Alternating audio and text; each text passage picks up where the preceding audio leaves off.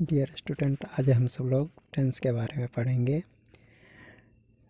Tense का परिभाषा बोल सकते हैं। Tense show the time of an action. Tense किसी कार्य के समय को प्रकट करता है। काइंड ऑफ टेंस यानी काल के प्रकार। There are 3 kinds of tense. Tense 3 प्रकार के होते हैं: present tense, past tense, future tense. इसका हिंदी हम लोग बोल सकते हैं प्रेजेंट टेंस का वर्तमान काल, पास्ट टेंस का भूतकाल, फ्यूचर टेंस का भविष्य काल। और आगे हम लोग टेंस के रूप के बारे में पढ़ेंगे।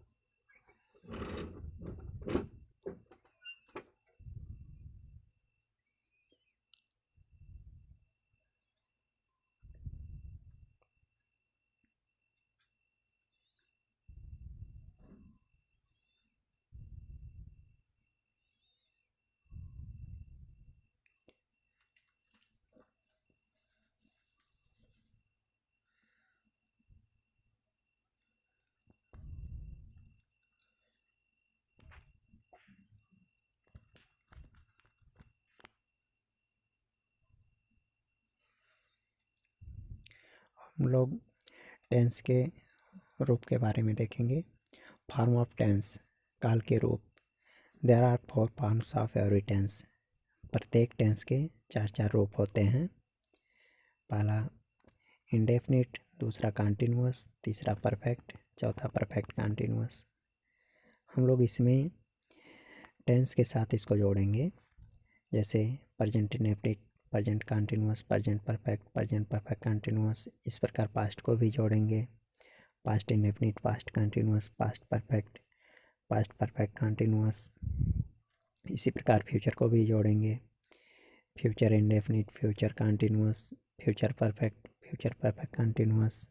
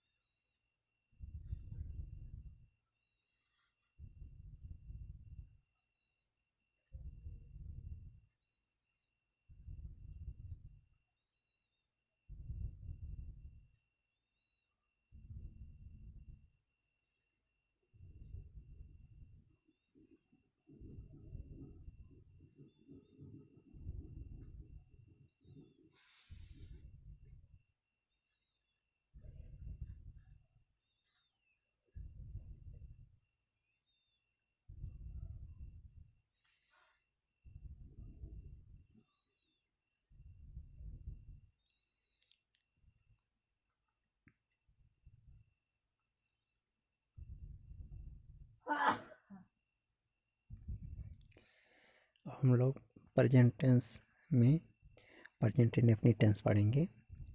सबसे पहले इसका पहचान देख लेते हैं।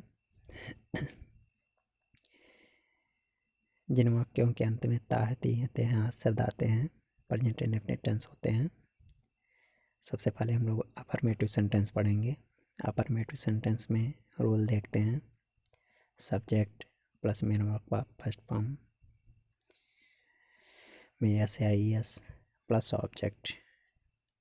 अब इसमें एक नोट होता है, यदि हम लोग का सब्जेक्ट जो है एक वचन होगा तो इसके मुख्य क्रिया में ऐसे यह जोड़ देते हैं।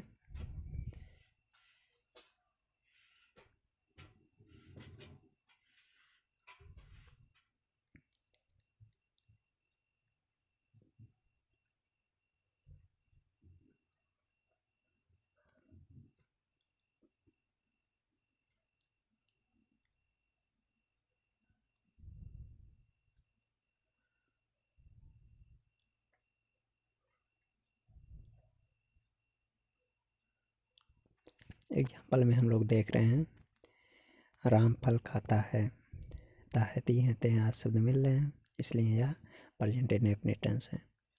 वाक्य अफर्मेटिव है, इसलिए अफर्मेटिव का रूल लगाएंगे। सबसे पहले सब्जेक्ट हम लोग का राम है, राम का इंग्लिश राम लिखेंगे। इसके बाद मुख्य क्रिया का फर्स्ट फॉर्म खाना है, मुख्य क्रिया खाना का इंग्लिश ईट होता है, ईट लिख लेंगे। और हम लोग देखेंगे सब्जेक्ट एक वचन है, इसलिए इसके मुख्य क्रिया में एस जोड़ देते हैं। यहाँ टी है इसलिए एस जोड़ेंगे। इसके जस्ट बाद हम लोग ऑब्जेक्ट लिखते हैं।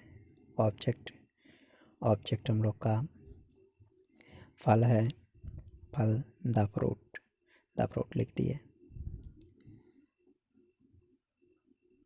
अब हम लोग आगे एग्जाम्पल जो दिया गया है उसको हल करेंगे।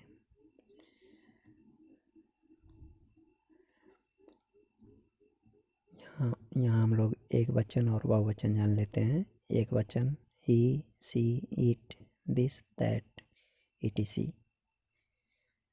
तथा किसी व्यक्ति का नाम भी एक वचन होता है। हम लोग बहुवचन भी जान लेते हैं। बहुवचन करता I, we, you, they, these, those.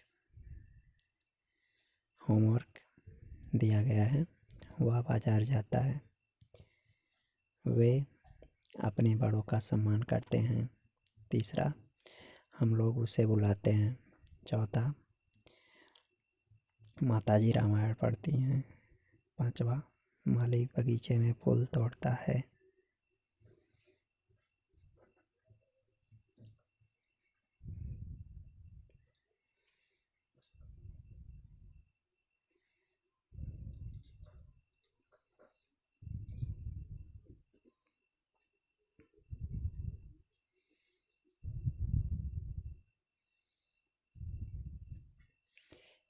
ये होमवर्क आप लोग कर लेंगे।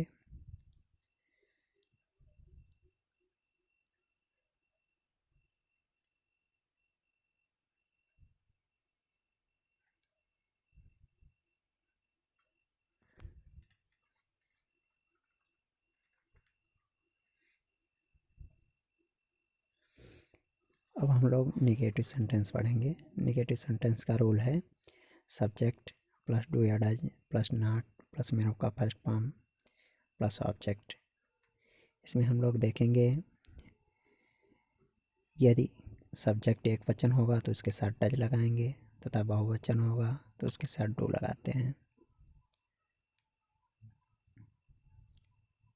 जैसा कि हम लोग अफर्मेटिव सेंटेंस में देखें, अफर्मेटिव सेंटेंस में सहायक क्रिया का प्रयोग नहीं किया जाता है, तथा निगेटिव सेंटेंस में सहायक क्रिया का प्रयोग किया जाता है।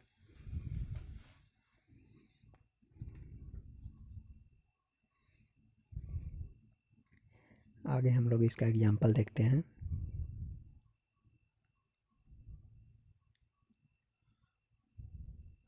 एग्जाम्पल में हम लोग देख रहे हैं कि वे क्रिकेट नहीं खेलते हैं।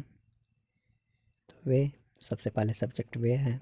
वे हम लोग जानते हैं कि वे का इंग्लिश दे होता है, दे लगा लेंगे। जस्ट इसके बाद दे बहुवचन है, इसलिए सहायक क्रिया डू लगाते हैं, तथा इसके बाद नॉट लगाते हैं, तथा इसके जस्ट बाद हम लोग मेनो का फर्स्ट फॉर्म लिखते हैं। जस्ट इसके बाद हम लोग ऑब्जेक्ट लिखते हैं। ऑब्जेक्ट क्रिकेट आया इसलिए क्रिकेट लिख लेते हैं। और आगे होमवर्क दिया गया है। होमवर्क में हम लोग देख रहे हैं, पहला है होमवर्क दिया गया है। होमवर्क में हम लोग देख रहे हैं कि वह बाजार नहीं जाता है। दूसरा है वह सब्जी नहीं काटती है। तीसरा है वे लोग अपना काम पूरा नहीं करते हैं। चौथा है हम लोग अपने पूर्वजों को नहीं याद करते हैं। पांचवा है बच्चे पानी में नहीं तैरते हैं। इस प्रकार हम लोग होमवर्क पूरा कंप्लीट कर लेंगे और आगे अगला सेंटेंस का वीडियो मिल जाएगा।